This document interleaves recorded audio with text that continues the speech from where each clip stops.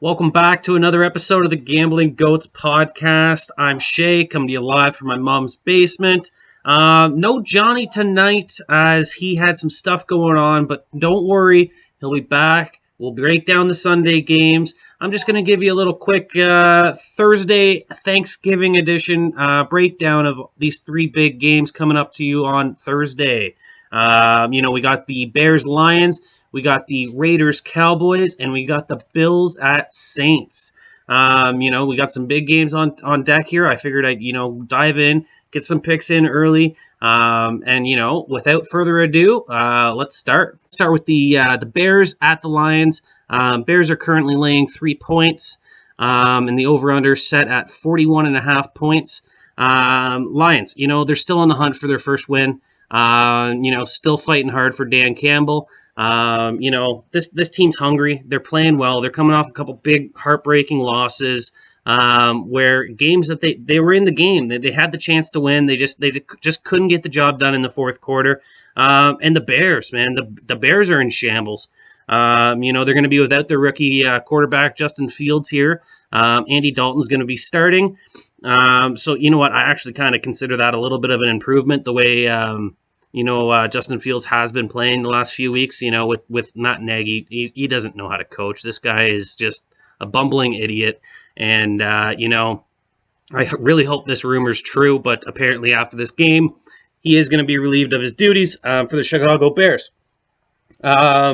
So going forward, they've already played once this year, so there's really, there's not a lot to break down here. These teams really, they're very similar. They both suck.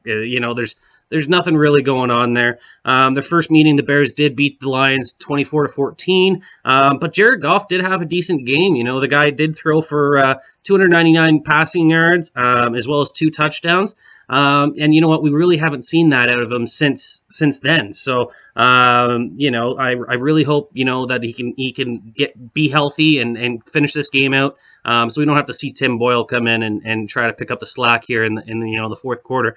Like I was mentioning earlier, Matt Nagy, there's news. There's news. He very well could be fired. He did have a press conference yesterday, where he came out and he said that those rumors were false.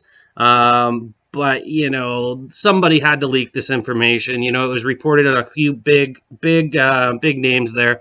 So, Matt Nagy, I'm going to say his time's done. He's just kind of playing it down for his players. And you know what? These players aren't really riding with him anyways.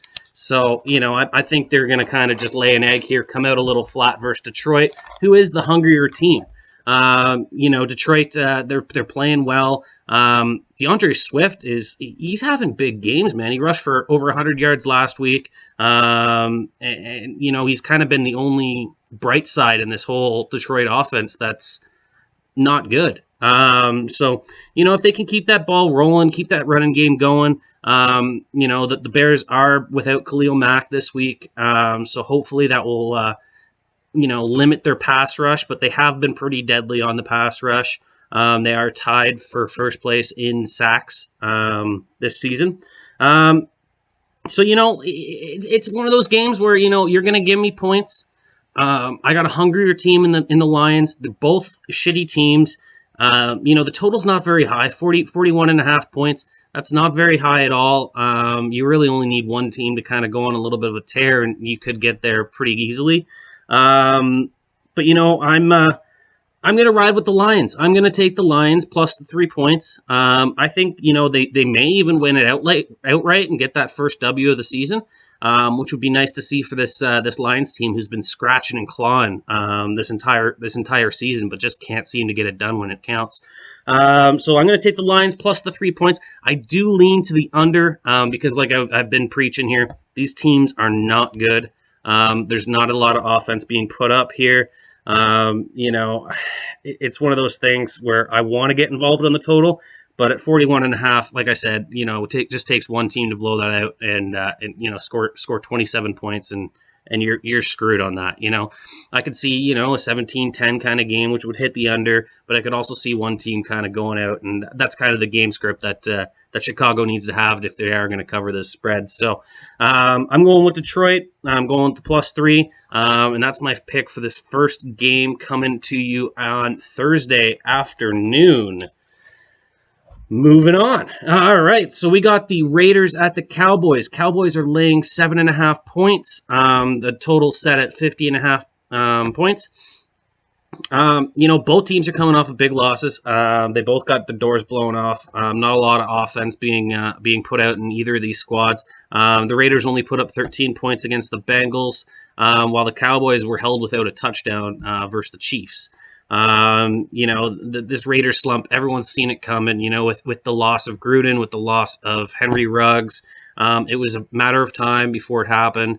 These things happen when you got some drama in the locker room and, things don't really click very well. So I'm going to say, the Raiders are in trouble, man. There's some issues there. They're scoring fewer than 17 points in their last 3 games since the bye week, which is kind of the mark where this thing kind of took off. All this drama in the locker room, which is not going to get it done against a Cowboys team who is banged up. Don't get me wrong. They are very banged up. Amari Cooper's banged up. CeeDee Lamb is questionable. Zeke's going to play, but he's fighting through an injury. So it's just one of these things where it's like, Cowboys at home, I think they're just going to run the ball. I think they're going to get out with the win, move on, get healthy for next week, get that, extended bye, playing on the Thursday afternoon. And their defense has been solid all year. We got Trayvon Diggs picking people off. We got Micah Parsons rushing that quarterback. So I do like the Cowboys in this spot. I think it's a good get-right spot against a Raiders team who, they're not good. I'm going to say it. They're not good anymore. They're just not a reliable football team to bet on. 7.5 points, though. That's too much to give out on a big Thanksgiving day. So the only way I can really look at this game right now is going to be the under 50. And the reason I'm saying that is because I think these teams are going to be not really airing the ball out. Raiders really haven't moved the ball through the air very well the last couple of weeks. And Dallas doesn't have their weapons full health. So I could see this being a big game for Zeke. I could maybe see a Zeke anytime touchdown happening here. But at under 50.5, I think this is, a 20 to 13 kind of win. It's going to be one of those slug it out, get it over with, go home, eat some turkey, move on. It's just one of those ugly games where, I think Dallas is going to get the job done, but 7.5 at that point, it scares me off. It was at 7, I would be on Dallas, but that hook catches me pretty good. On to my next game, the final game of the night. The Buffalo Bills at the New Orleans Saints. Total set at 45 points, and we got the Bills laying the 6 points on the road. Bills, they came off this throttling that Jonathan Taylor and the Colts handed to them last week. Jonathan Taylor ran for 4 touchdowns and got a reception touchdown there as well to bring it up to a 5 touchdown day on in Buffalo. Which that's huge against this Bills defense, where everyone's been raving that they're one of the best defenses in the league. So that's something to be a little worried about. But is it time to hit that panic button quite yet? I don't think so. This Buffalo team, they are solid, they are deep, but they're not going to keep up with my Patriots. I've been saying it. They're going to be without their star running back, Alvin Kamara, this week, as well as one of their starting O-linemen, which is kind of a big blow to this Saints team who, they don't really have any weapons on the outside. Since Michael Thomas is not playing this season, they don't really have that true number 1 wideout. And Simeon, he's been looking spotty. He's good, and then he's not good, but he doesn't have what it takes to close out games, especially big games against the Bills, where, the Bills need this. The Saints kind of know where they're at in the division. They're not going to win their division, but, they'll keep close. They'll keep hanging around. I could see this being, a big game for the Bills. They get out early. They keep running the ball. Josh Allen uses his legs. The Saints defense did get exposed last week with Jalen Hurts. And Jalen Hurts ran for 3 touchdowns. So that could be a sign of a weakness on this defense versus a mobile quarterback, which, I would consider Josh Allen to be a mobile quarterback. He does rush the ball quite often when he sees that lane open up. But the Bills are going to be bouncing back here. This is definitely a spot where I think the Bills are definitely going to be covering that 6 points. So they're going to take care of business on Thursday Night Football, and give me the Bills minus the 6 points. So those are my 3 main picks there. I do have a little teaser for Thursday too. If somebody, if you guys want to jump in on that as well. It's one of those things where it's, there's only 3 games, so it's tough to tease these things. But I do find value. So I found value in the Lions game. So the Lions are getting the 3 points already. I think they're going to be covering that 3 points. I'm going to play a 7-point teaser here where I tease that Lions up to the 10-point mark. So, if they do get blown out like they did last time, they played the Bears there by 10, it's a push and, whatever. But, at that 10, it kind of crosses through the 7 and the 4 and, it gets you to that 10 point. So I think that's a safe leg of this teaser. I think it's going to be a pretty close game. It's going to be an ugly game, but it's going to be a pretty close game. Meanwhile, I'm going to go with the Raiders and Cowboys here, and I'm going to tease the Cowboys from 7.5 down to minus half a point. I do think the Cowboys are going to take care of business. I can't get involved at 7.5. That hook does scare me. So by teasing it down, I think that's a pretty safe leg as well. So you pair those two together. There's your teaser, 2-game teaser. It's going to be one of these weeks, guys, where I'm giving you the 4 picks today.